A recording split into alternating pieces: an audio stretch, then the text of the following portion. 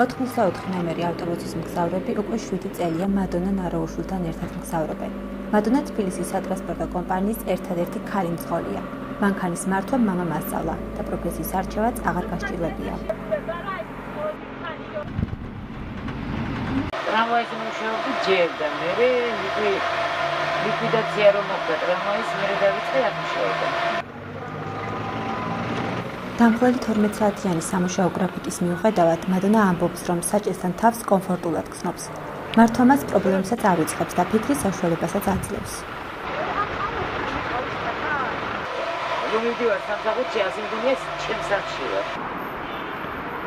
7 წლიანმა თანამშრომლობამ მადონას კოლეგებთან მეგობრობა და პატივისცემა მოუტანა. თანამშრომლები ამბობენ, რომ მადონასთან ურთიერთობა კომფორტული.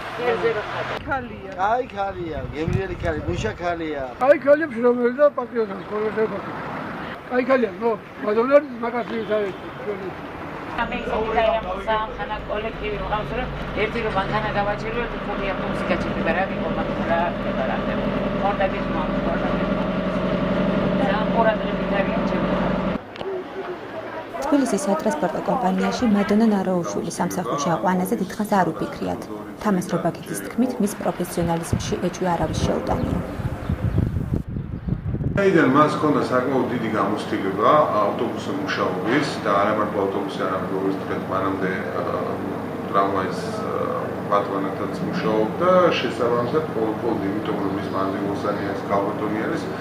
რა თქმა უნდა, ჩვენ არანაირად შეგვარია ეჭვი მის პროფესიონალიზმში. ქალი მძღოლი 84 ნომერი ავტობუსის მუდმივ მგზავრების ყურადღებას აღარ იქცევს, თუმცა ავტობუსის საჭესთან მადონას დანახვა უცნობებისთვის უჩვეულოა.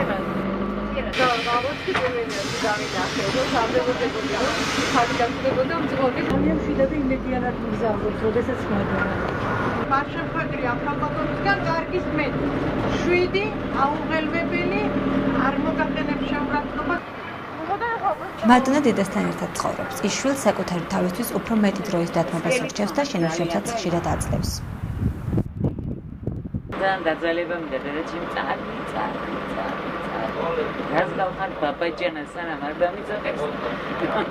არ შევიჭრით. მადონას პროფესიის შეცვლაზე არასდროს უფიქრია. ის თავისი არჩევანით კმაყოფილია. კითხვაზე თუ როგორ წარმოუდგენია ცხოვრება საჭის გარეშე, მადონას პასუხი არ აქვს.